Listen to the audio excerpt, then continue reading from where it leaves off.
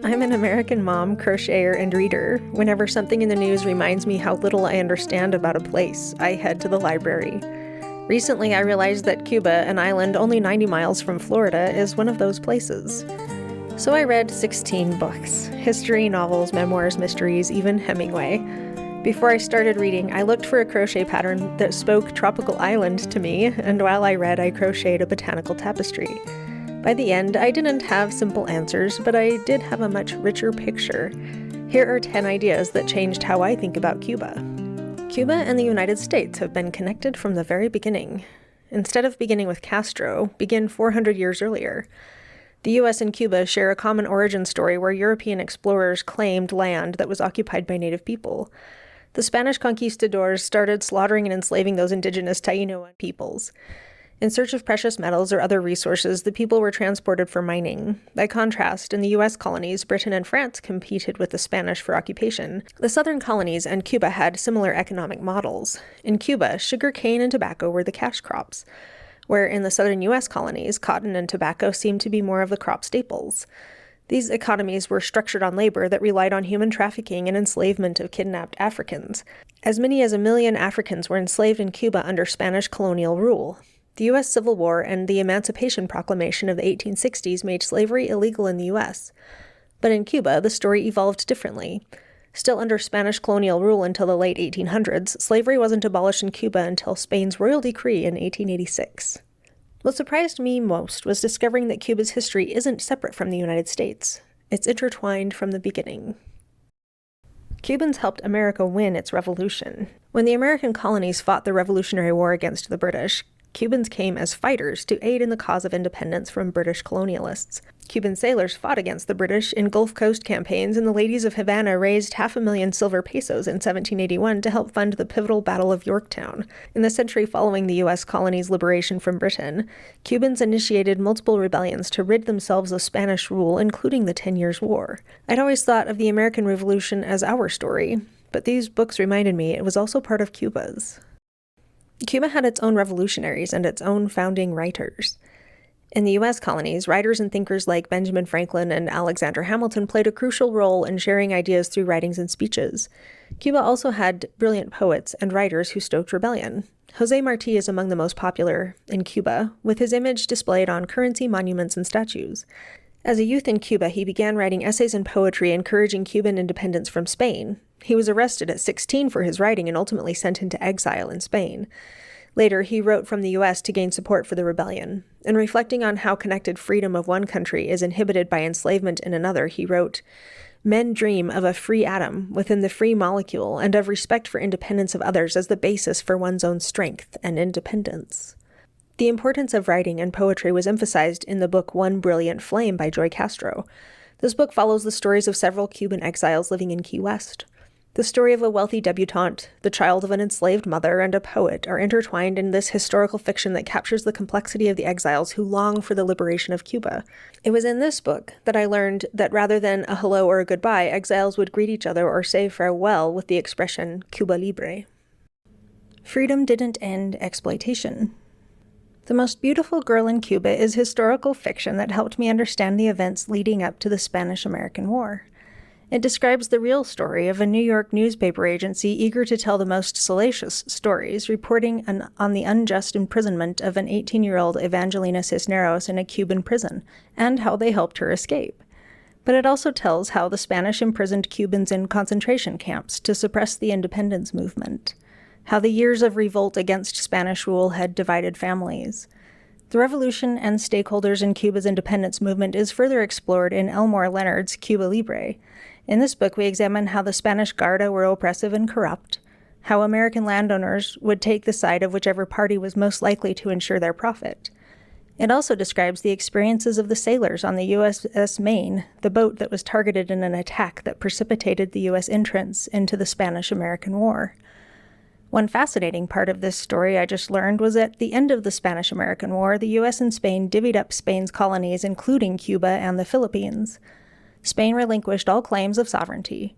However, Cuba was placed under a U.S. military government and became a U.S. protectorate until receiving formal independence in 1902.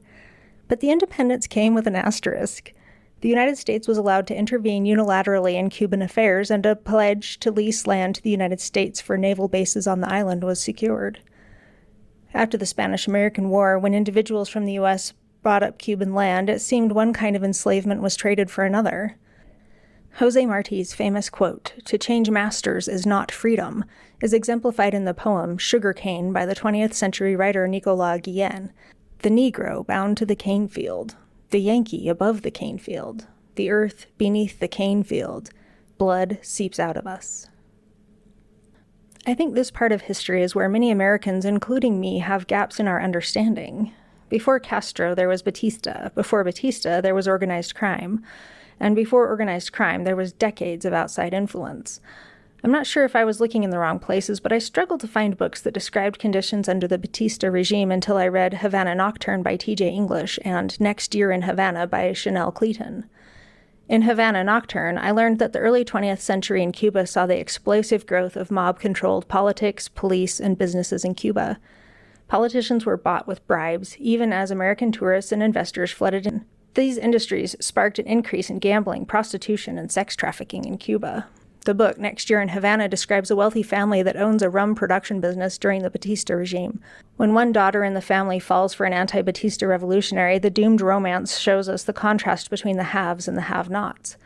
When Fidel's government overthrows the Batista regime, wealthy families who profited under the corrupt government had to choose between fleeing and possible imprisonment or execution. This book helped me understand the conflict of the Cuban exile, the agony over leaving their homes. In this conflict, Cuba isn't a place, but an ideal to be fought for and sought after. Revolutions create hope and heartbreak. The more I read, the less interested I became in deciding whether Fidel Castro was entirely hero or entirely villain. I became much more interested in understanding why so many Cubans initially believed he represented hope. One of my concerns reading about Fidel was that I wouldn't be able to sift the fact from the propaganda, and I'm not sure I have. And the Alex Moore book seems to support Fidel Castro's ideals. It explores his upbringing, education, imprisonment for a failed uprising, and his eventual success in revolt against the Batista government. Whether you think Fidel was a hero or a villain, it is indisputable that he garnered overwhelming public support in the overthrow of Batista's corrupt regime. Some argue that Castro wasn't interested in communism, but in democracy at first. While Che Guevara and others of his cohorts seemed to loudly endorse Marxism, some of Fidel's early writings seemed to endorse democracy. It does seem that Fidel's choice to nationalize the oil industry and other American businesses was precipitated as a countermove from the U.S. pressures over oil sourcing and whether the U.S. would support Cuba's economy by purchasing sugar quotas. Reflecting through the historical lens, it seems a tit-for-tat series of catastrophic decisions that might initially have been resolved with diplomacy and negotiation, accelerated on a path of opposition between Cuba and the U.S. The development of the Cold War seems to have congealed the Cuba-U.S. hostilities when the USSR provided much-needed oil and food to Cuba, and the U.S. withdrew its economic support. Cuba became part of a much larger conflict. I'm still not sure I understand the complete scope of the tensions between U.S., Cuba, and the USSR that later escalated to include conflict in South Africa and Angola.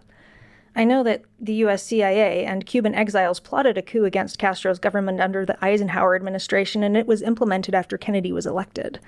This failed coup attempt, known as the Bay of Pigs, seems to have been catastrophic for normalization of U.S.-Cuba relations, as was the Cuban Missile Crisis, where the USSR placed nuclear warheads 90 miles from the U.S. At that point, 5 minutes could mean the difference between peace and nuclear annihilation. I found the book 13 Days by Robert F. Kennedy to be helpful in understanding the timeline and pressures. It was this incident, resolved through de-escalation, that developed more extensive back channels of communication between the U.S. and the USSR. One interesting aspect of this that I hadn't understood was the way in which Castro's government was excluded from participation in negotiations between Khrushchev and Kennedy. Just as in the conclusion of the Spanish-American War, Cubans didn't get representation in decisions that directly impacted their fate. Politics divides countries, and culture connects them.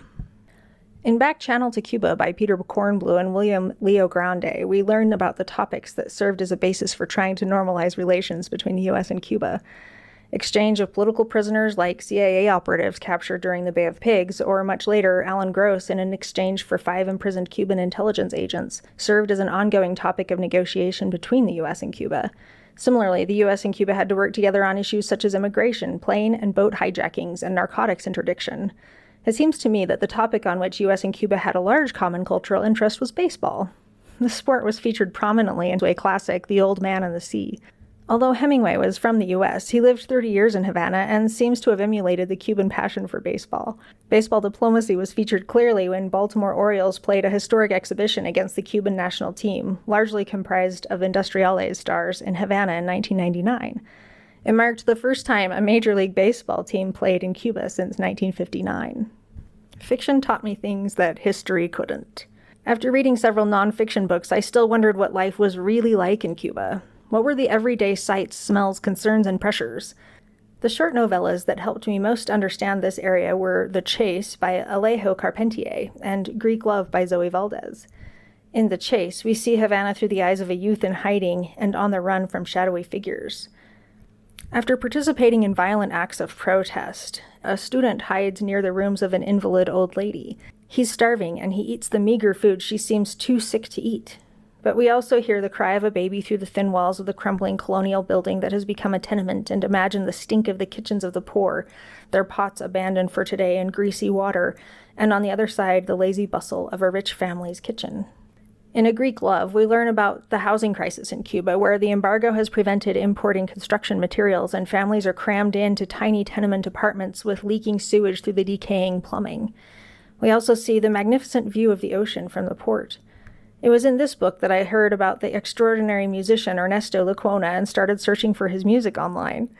The omnipresent pressure of control of individual choices by the party and the relentless pursuit to rise through its ranks takes a central role. Cuba isn't just a place. Next Year in Havana includes a discussion between an American heiress and her Cuban lover in Havana. She is pleading with him to leave Cuba since his opposition to the government nearly guarantees his imprisonment and perhaps execution. In their discussion, I acquired some insight of the Cuban exile. He doesn't regard Cuba simply as a location, but as an idea.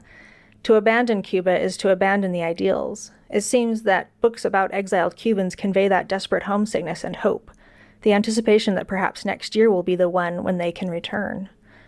90 Miles from Havana is another excellent book about the perspective of Cuban exiles, what they left, what they hoped to return to, and the things they had to leave behind. Again and again, I encountered the same longing, the hope that maybe next year would finally be the year they could go home. As I reflect on the conflicts between Cuba and the US, I wonder what has the years of embargo and opposition achieved.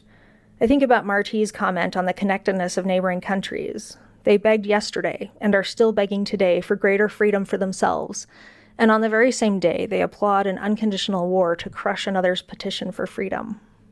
I was almost finished with my reading and my tapestry before I realized something. I had accidentally crocheted the entire pattern as a mirror image. I followed the instructions carefully, I thought. I paid attention, I checked my work, and yet I still reached the wrong conclusion. The tapestry is still beautiful, but it isn't quite what I intended. The more I thought about it, the more it reminded me of this reading project. 16 books didn't give me Cuba. They gave me 16 perspectives. Each one illuminated part of the picture, yet each alone is incomplete. And history is like that. We read, we compare, we question, we add another thread. As we seek understanding, we may not perfectly recreate the pattern, but the process is worth the pursuit.